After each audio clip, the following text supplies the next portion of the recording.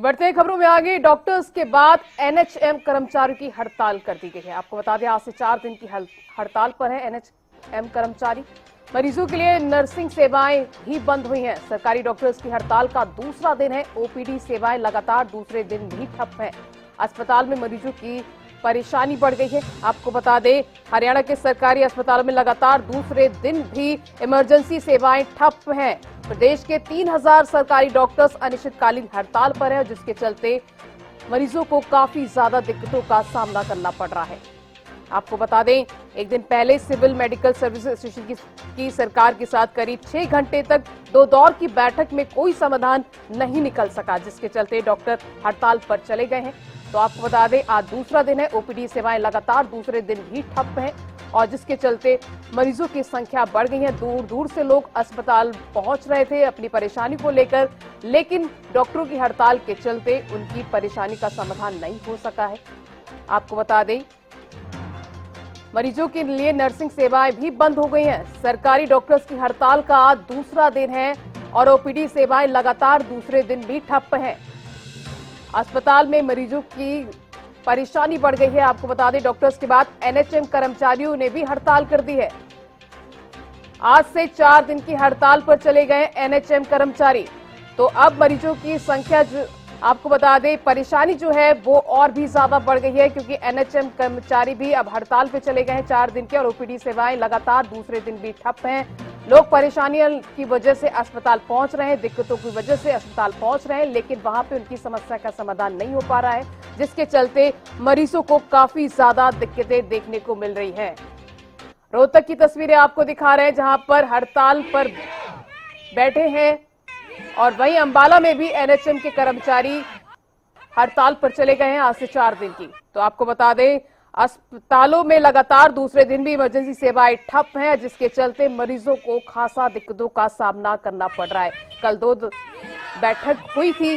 एक दिन पहले आपको बता दें मेडिकल सर्विस एसोसिएशन की सरकार के साथ, लेकिन जो बैठक हुई वो बेनतीजा रही। तस्वीरें आपको 6 तस्वीरों के आपको बता दें 8 तस्वीरों के माध्यम से समझाने की कोशिश कर रहे हैं कि यहां पर जो रोहतक, फरीदाबाद, पानीपत, अंबाला, बहादुरगढ़ और करनाल, रेवाड़ी, कोसली, गोहाना, झज्जर में अस्पतालों की तस्वीरें आपको दिखा रहे हैं, जहां पर मरीजों को काफी ज्यादा दिक्कतें, परेशानियां हो रही हैं। हड़ताल की वजह से मरीज परेशान हैं। दूर दूर से लोग अपना इलाज के लिए आ रहे हैं, लेकिन वहां पर उनको तीमारदारी नहीं की जा रही है। डॉक्टर्स उन्हें नहीं देख रहे हैं। हड़ताल की वजह से उन्हें परेशानियां हो रही हैं।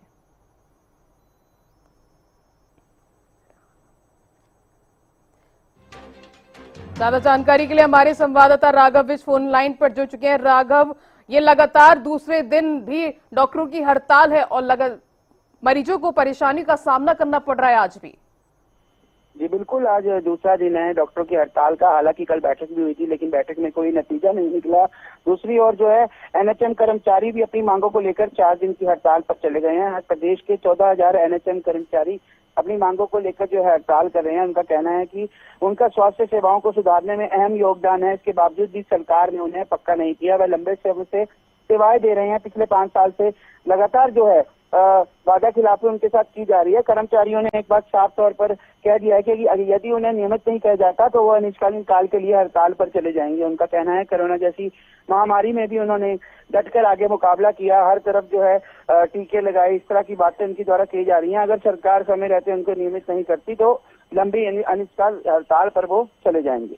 जी राघव, इसी तरह से अगर डॉक्टर्स हड़ताल पे चले जाएंगे, इमरजेंसी सेवाएं ठप रहेंगी, तो जो मरीज है वो आखिर अगर इमरजेंसी हो जाती है वो कहाँ जाएगा? उनके लिए क्या अभी तक इस तरह की कोई जानकारी निकल के सामने आ पाई कि उनके लिए कोई समाधान क्यों नहीं निकल पा रहा है? जी बिल्कुल, ये अपने आप में एक बड़ी बात है कि अगर कोई इमरजेंसी कैजुअलिटी होती है या जिस तरह से मौसम जो है कभी गर्मी कभी मौसम हो रहा है, ऐसे में काफी केसेस जो हैं यहाँ पर अस्पताल में आ रहे हैं। लंबी भीड़ लगी है, मरीजों को कहीं ना कहीं सामना परेशानी का करना पड़ रहा है। ऐसे में जो है डॉक्टर भी कह रहे हैं कि हम भी जो है जितना हमारा जो होता है कि हम कोशिश यही रहती है कि किसी तरह से मरीजों को दिक्कत ना आए, लेकिन अगर सरकार हमारी बात नहीं सुनेगी तो हमारे पास भी इसके अलावा और कोई रास्ता नहीं है। जी राघव, देखा जा रहा है कि अभी डेंगू, मलेरिया लगातार देखने को मिल रहा है और बारिश की वजह से बीमारियां भी फैल रही हैं और ज्यादातर लोग अस्पताल पहुंच रहे हैं, लेकिन वहां पे उनको देखने वाला कोई नहीं है। अगर इमरजेंसी की वजह से दिक्कतें आती हैं तो इसका जिम्मेदार कौन होगा? ट्रक जो इमरजेंसी कोई आती है तो उसका सरासर सरकार जो है वही जिम्मेदार होगी। हालांकि डेंगू मलेरिया के केसेस लगातार बढ़ रहे हैं। हालांकि अगर बात करें तो कल भी पूरा जो है ओपीडी भरा हुआ था, इमरजेंसी में भी काफी भीड़ थी और आज भी वही हालात है, लेकिन उनको देखने वाला कोई नहीं है। दूर दराज से मरीज यहाँ आ रहे हैं क्योंकि ये जिले का बड़ा अस्पताल है यहाँ अम्बाला में। ऐसे में लोगों को जो है काफी दिक्कत का सामना करना पड़ रहा है। जी, तमाम जानकारी साझा करने के लिए राघव आपका बहुत बहुत शुक्रिया।